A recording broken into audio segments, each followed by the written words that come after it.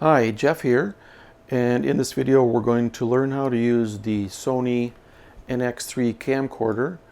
This is the camcorder you'll use to complete your assignments this semester, and it and the equipment that you'll be using with it can be found in the equipment storage room in Suite 250 of the Memorial Union.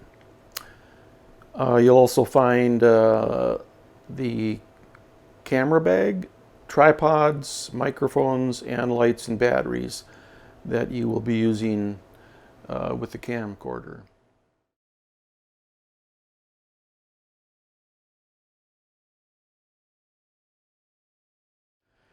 And in this course you're considered a professional in training, which means we expect you to operate the camera in a professional way, and that means running all of the settings in manual.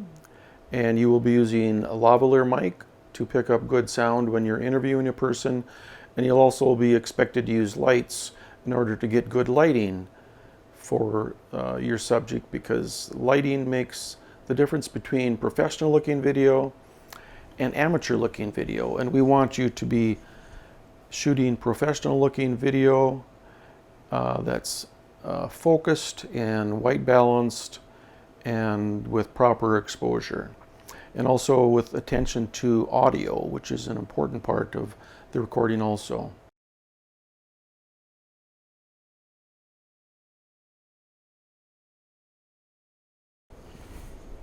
Okay, just some basic things about this camera. When you go to mount it on the tripod, you want to make sure that the adapter on the bottom of the camera is tight. There's just one screw that holds it tight, and you can use a quarter. Works fairly well in these, but you want to make sure that's tight so that it doesn't wobble when you have it mounted on your tripod. These cameras record on small SD cards like this, standard SD cards, class 10. This is a 32 gig, and this is a really good size for what you will be doing in the video that this camera will be recording. And they go right underneath this cover right in the back of the camera, and you put the label to the right and they just slide right into the slot and lock in place. There's two slots, so you could have two cards in here, but one is really sufficient for the type of recording we're doing. They also use a battery like this. These are Sony batteries. You'll want to make sure you use the Sony brand batteries, because if you try to use the other batteries that are intended for lights, you probably get an error message and the camera will not operate for you. So these batteries have a couple pins here that go down, that also has a little arrow right down here, and you just put them right in here in the back of the camera, slide them down, they click in place. There's a release button right here if you need to take them out again. Press that button in, push the battery up, and slide it right out. And it's a good idea to put these batteries on the charger when you're done, just so they're charged up for the next person that comes along to use them. The power switch is located right up here on the right hand side of the camera, and you just press on this little, there's a little green button you press in, push it up, and the camera will power up. And this camera has a viewfinder in the back right here that you can look through. If you were to hand hold this camera, you could operate it like this. There's a strap here which makes it really secure on your hand, and you could shoot like this. There's also a little rubber eye cup here to cushion around your eye. And if you were to use this, if you were shooting sports, you would probably want to use the camera like this and look through this viewfinder so you could follow the action real easy instead of having it on a tripod. If you do use this viewfinder, you'll want to know that there's a focus adjustment right on the bottom, right down here, and you want to just focus that up so all the video is as sharp as it can be for you. Now, if you were to use this camera on a tripod, there's a touch screen flip out LCD screen up here. Just flip it out, it swivels around. In fact, if you were to want to stand in front of the camera and talk and record yourself, you can swivel the viewfinder around like so, and you would be able to see yourself. And there's a lens cover right up here built into the sun shade of the camera, and in that position it's open, and you can see the effect. Closing it knocks out, doesn't allow any light on in, and opening it up lets the image come into your lens.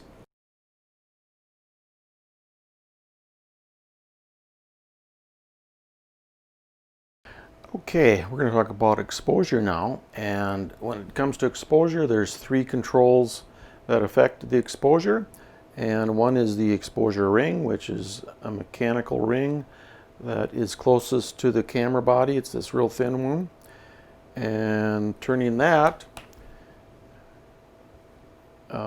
controls that iris and opens it up and closes it, depending on which direction you go. There's also this iris button right here, and that toggles the camera from manual iris to auto iris. And you want to have that in auto iris. If you see a little A on the screen in the lower left by the f-stop number, you'll know that you're in automatic and you want to be in manual.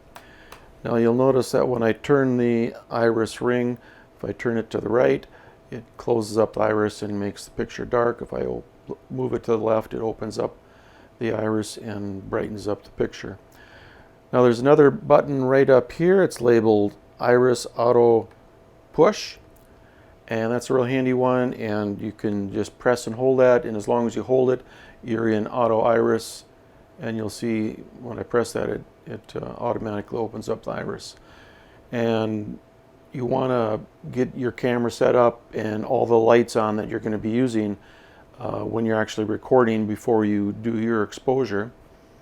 And another way you could do this is pressing the iris button, putting it in automatic, and then pressing it again to go back to manual so it doesn't change.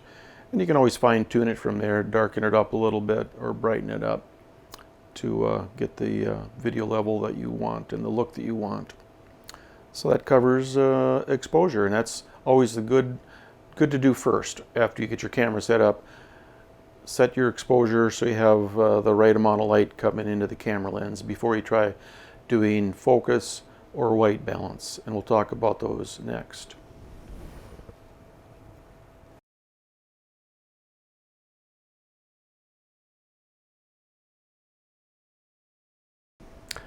Okay, focus.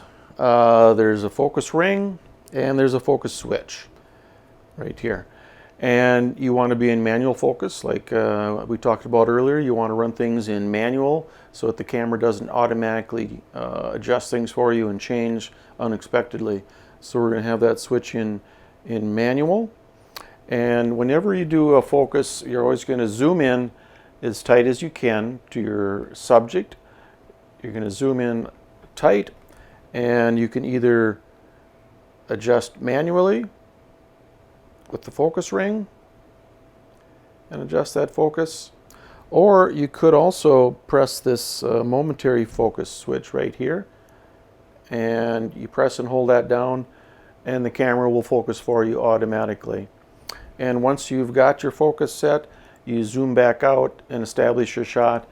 And if you're interviewing somebody, you'd have a shot, similar to what we have here with a little bit of headroom here, and cut off down right in here. And that'd be an appropriate frame, the appropriate way to frame a person when you're doing an interview. You can put them off to one side or the other if you're going to be interviewing them, but framing kind of like this is appropriate. So that's focus.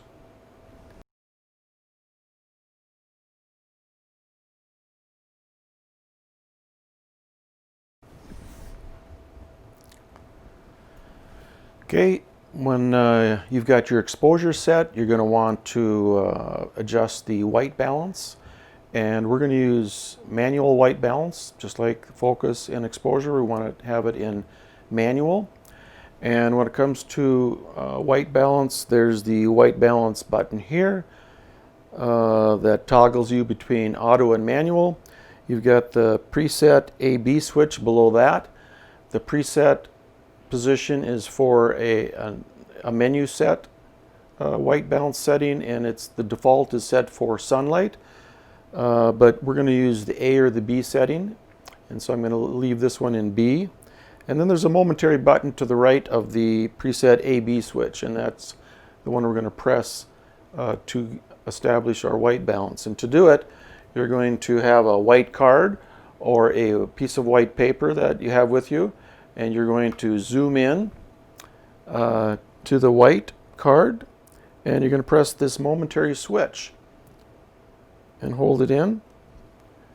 And when you do that, you may or may not notice a change. You might notice a slight change or drastic change depending on how the camera was white balanced before.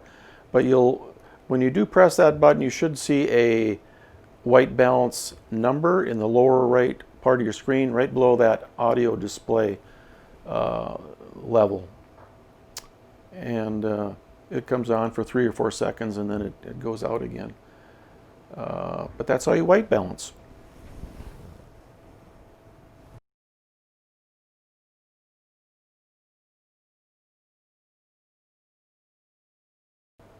Now we're going to talk about audio, and when it comes to audio, there are a number of switches and connectors to keep in mind. And the first thing we're going to do is look over here, and on the right side of the camera you'll see there's 2 XLR connectors. Those are 3-pin XLR connectors. That's where you would plug in a lavalier mic, like the microphone I'm wearing right now.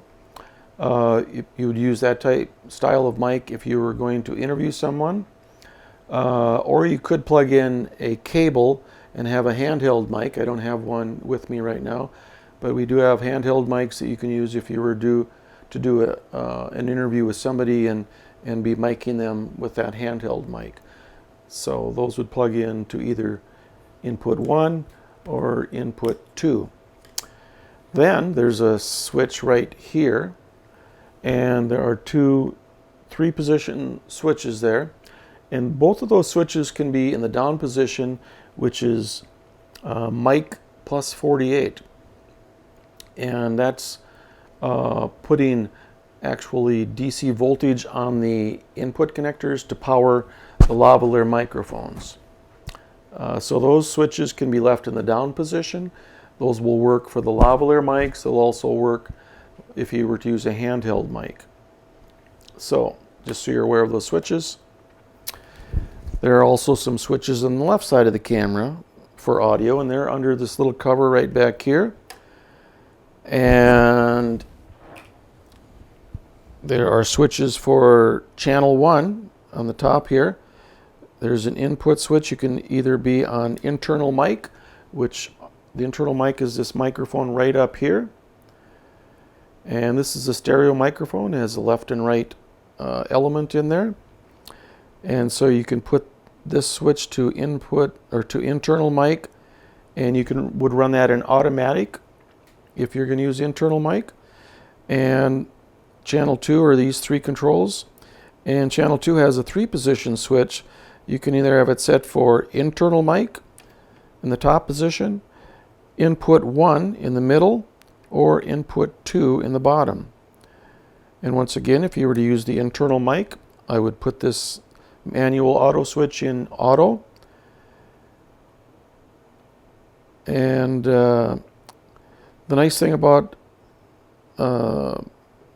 this switch, you can put, let's say you had a lavalier mic plugged into input 1.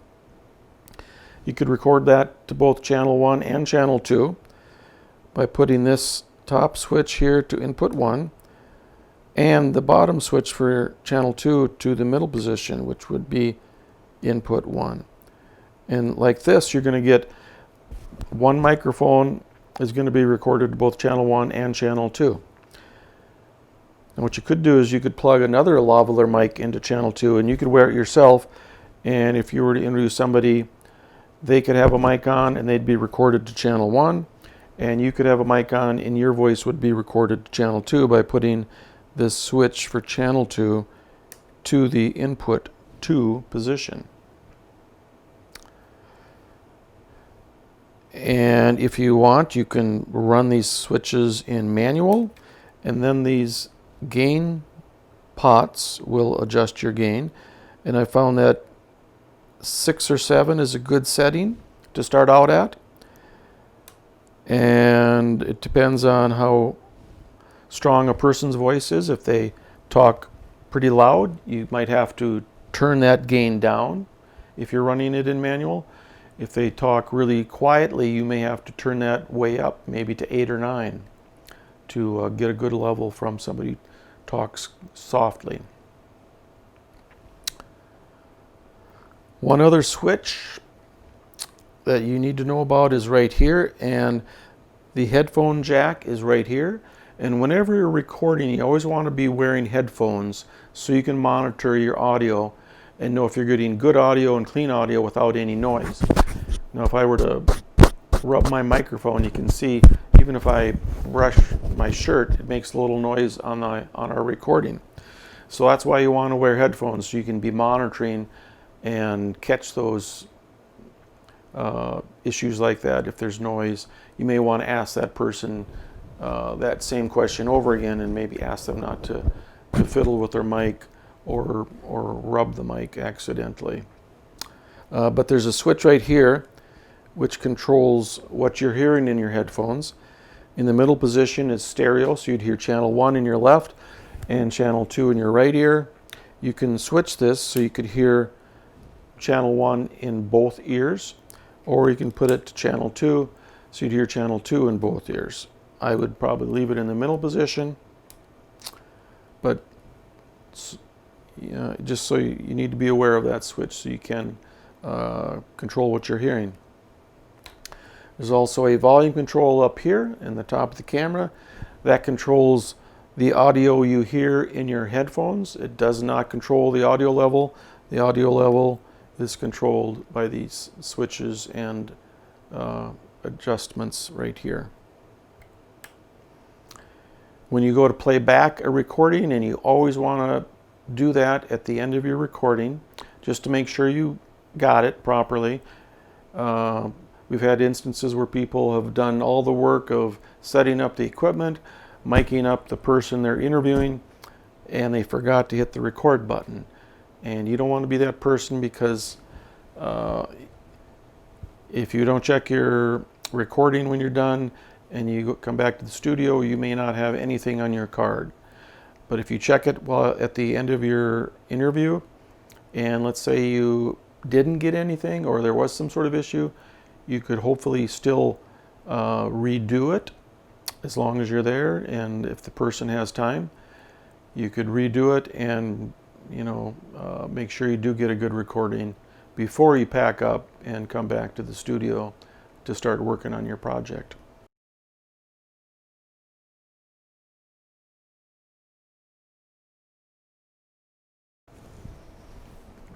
Okay, this is the tripod you will be using. There are 8 of these, 1 for each camera. And they have telescoping legs, and they just have these levers right here. You just open up the levers and slide the legs out. There's 3 sections to the legs, and you want to make sure you get set up so the camera is level, and there is a level indicator on the tripod right back here. It's just a little bubble level, and the way to balance the camera is just to adjust the legs until you get the camera level. You can also extend the legs out by pressing this little lever up here, and the legs will come out. And there's a couple of positions there.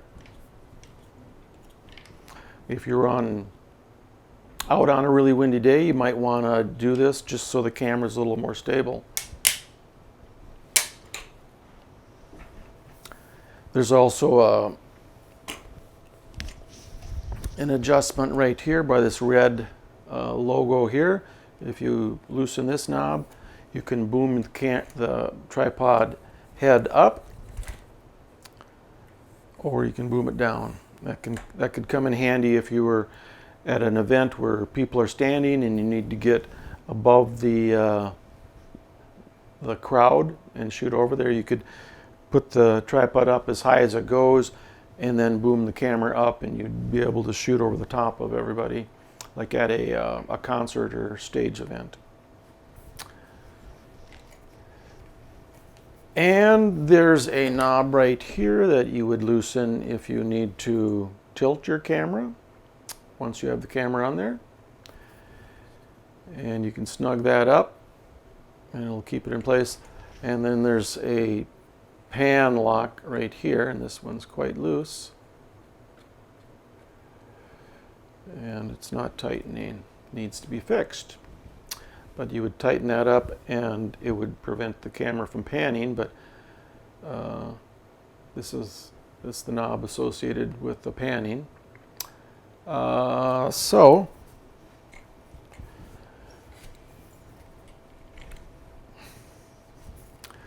when you go to mount the camera on the tripod, you always mount it from the back where the handle attaches, and you just slide it in and it'll click.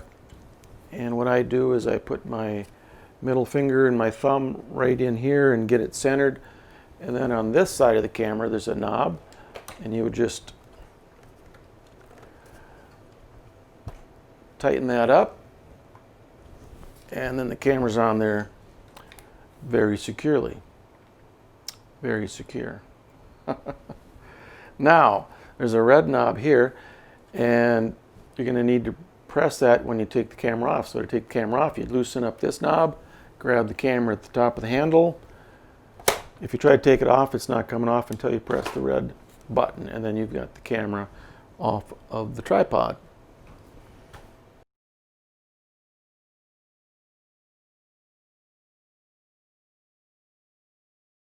Now we may sometimes use a camera outside and it's a sunny day, and you might have too much light coming in through the camera lens.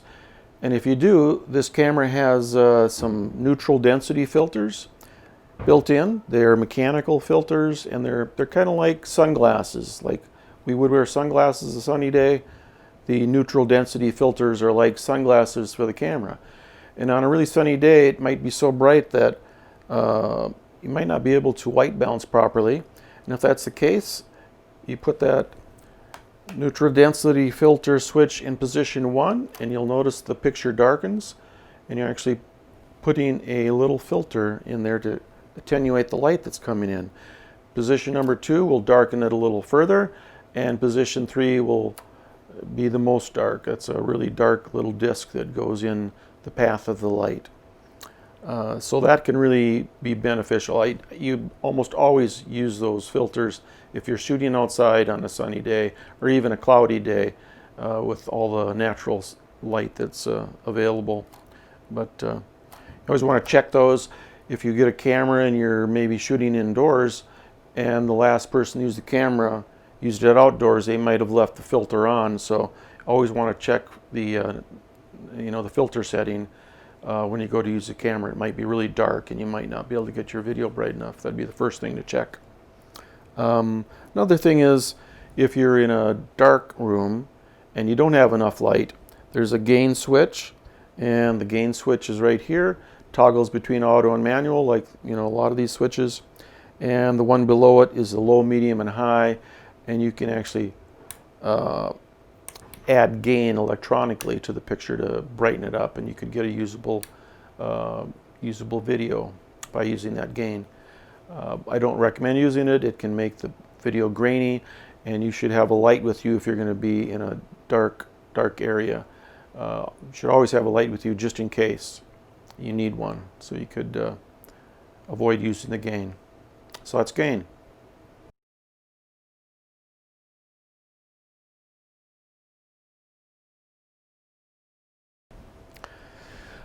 All right, there are some other switches on the camera that you probably don't need to concern yourself with. One of them is the shutter. The shutter is an electronic shutter that you can engage, and it really helps if you're shooting fast moving action, like maybe if you're shooting sports or something. You might want to experiment with the the shutter setting, and it can, you know, take some of the blurriness out of fast-moving action. When you play it back, it's not, you know, blurry like video often is when you have things that move real fast, like football players or maybe some boats or cars speeding by in front of your camera lens. So that's what shutter would be used for.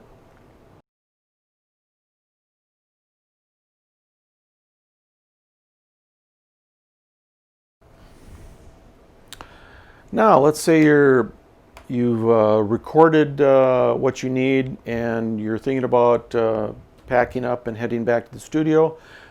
Before you do that, you're going to want to check your video clips, make sure you got them recorded, and especially if you're doing an interview, you want to make sure you got a good recording before you leave.